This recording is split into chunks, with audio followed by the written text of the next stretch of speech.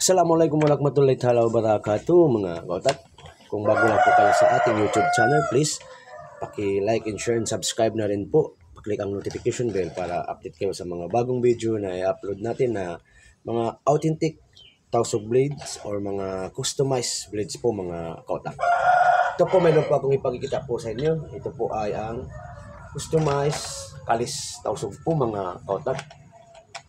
Yan.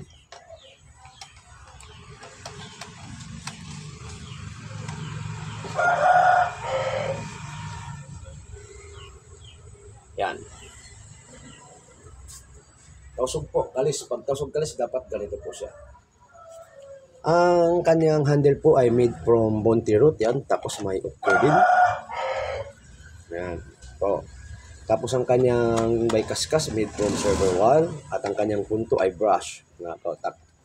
Yan po ang kanyang scabbard. Makikita niyo po ang kanyang ukil.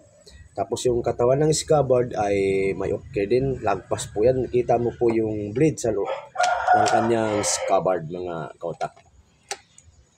Ito naman po sa likod niya may okay po sa face ng scabbard. At yan, sa katawan po wala na. Pero sa dulo po mayroon din ukit po mga kautak. Kung gusto niyo po magkaroon ng ganito, comment lang po sa baba. At babasahin po natin yan kung paano po kayo magkakaroon ng ganito. Or pwede pong kayo mag-inquire sa aking page na Solo Utak Blacksmith Shop po mga kautak. Pakikita po sa inyo ang kanyang blade mga kautak. Ang kanyang blade ay yari po sa molly blade. 22 inches blade din. Yan po. Ang kanyang blade ay may ukit din. Ito po ang kanyang asang-asang. Ay made from silver. Ay yari po sa old coins mga kautak. Yan makikita mo nyo po ang kanyang blade ay may ukil. Back to back po yan mga kautak ang kanyang ukil. First time namin po gumawa ng ganitong design. Pero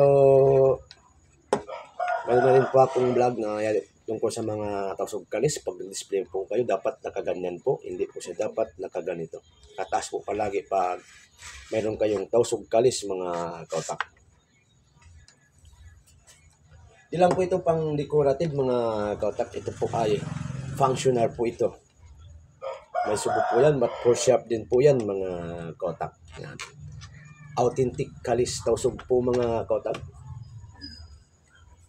Pero ito po ay sold na.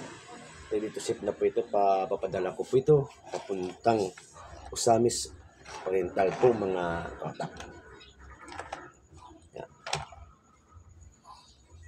First time din po namin itong gumawa ng ganitong design. Nag-iisa lang po ito mga kautak. Pero kung gusto niyo po magkaroon ng ganitong kalis na ganitong design, yan, comment lang po sa baba mga kautak para may bigay ko po sa inyo kung paano kayo maka-order po. Sige po mga kautak, please paki-like and share na rin po sa aking YouTube channel at paki-subscribe bilang suporta po sa amin mga tausog local pandayan po mga kautak. Yan. Para update din kayo sa mga bagong video na ipakikita ko sa inyo kung mayroon kami mga available na mga authentic tausog blades or customized na blades po mga kautak. Yan po mga kautak. Maraming salamat po. Please support the tausog local pandayan po mga kautak. Support.